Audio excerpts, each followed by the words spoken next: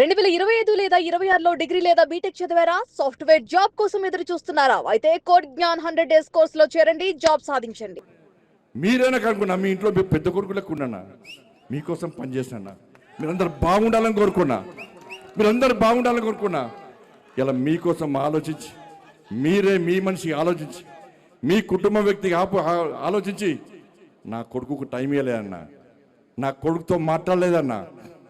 వాళ్ళు అదే నా కొడుకుడు ఒక క్రిమినల్ లెక్క సమాజంలో చూపెట్టే ప్రయత్నం చేస్తే ఒక తండ్రిగా ఎట్లా భరిస్తారో ఒక్కసారి ఆలోచించురన్నా.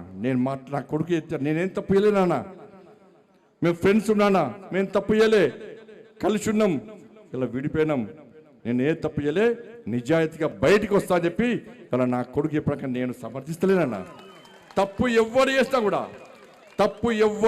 కూడా నా కొడుకైనా సరే ఎవడైనా సరే చట్టం ముందు సమానులే. నా కొడుకు తప్పు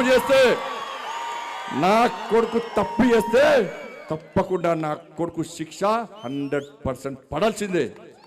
ఇలా నా కొడుకు ఒక రకమైన చట్టం, ఇంకో వ్యక్తికి ఇంకో రకమైన చట్టం ఉండాలని కోరుకునే వ్యక్తి బండి సంజయ్ గారు. సమాజంలో చట్టం ఎవరికి చుట్టం కాదు, సమాజంలో చట్టం అందరికీ సమానమైన విషయాన్ని ఇవాళ నేను స్పష్టం చేస్తున్నానా.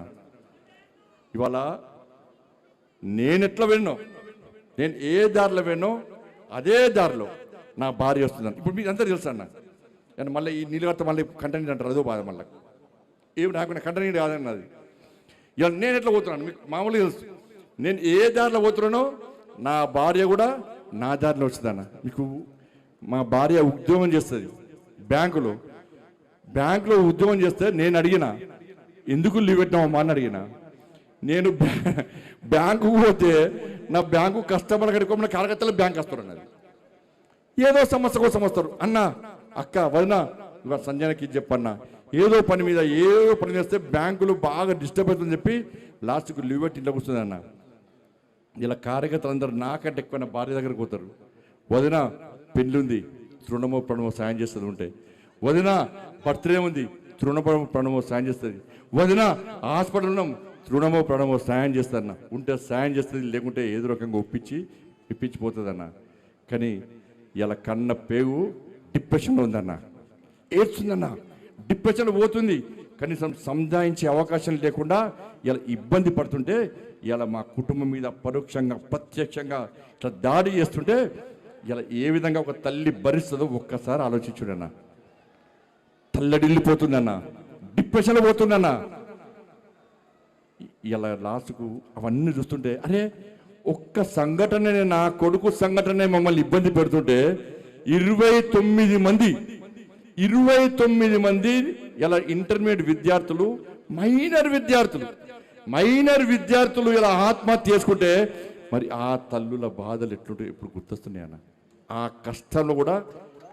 కష్టంలో కూడా వాళ్ళకు అండగా ఉన్న వ్యక్తి ఈ బండి సంజయ్ అన్న.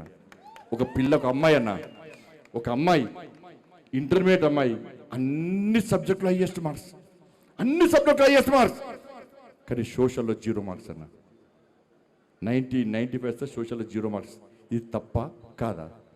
ఆ అమ్మాయి కలెక్టర్ కావాలి, నేను IPS కావాలని చెప్పి వాళ్ళ ఉన్న తల్లిదండ్రులు, పేద కుటుంబం, పొలమమ్మి పుస్తలమ్మి అన్నమ్మి ఆ పిల్లను డాక్టర్ చేయాలి, IPS చేయాలి, IAS చేయాలంటే గత ప్రభుత్వం మూర్ఖత్వం వల్ల ఆ పిల్ల 0 మార్క్స్ వస్తే ఆత్మహత్య ప్రయత్నం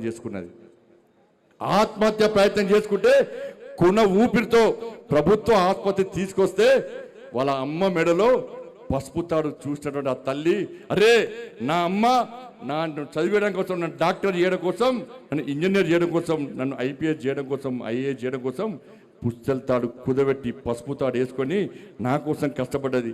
నేను చచ్చిపోతే నా తల్లికి నా తండ్రికి అన్యాయం చేసినని చెప్పి కొన ఊపిరితో నా తల్లి డాక్టర్ గారు నన్ను బతికించండి ఆ డాక్టర్ను వేడుకున్న సందర్భం చూస్తే మానవత్వం ఉన్న ప్రతి మనిషి చెలించక తప్పదన్న. కానీ ఆ తల్లి చనిపోయిందన్న. ఇట్లా 29 మంది చనిపోయారు. తిరుగుతున్నా, వాళ్ళని కూడా మళ్ళా కలుస్తా, వాళ్ళందరినీ చేరదీస్తా, వాళ్ళందరిలో కూడా భరోసా నింపుతాన్నా.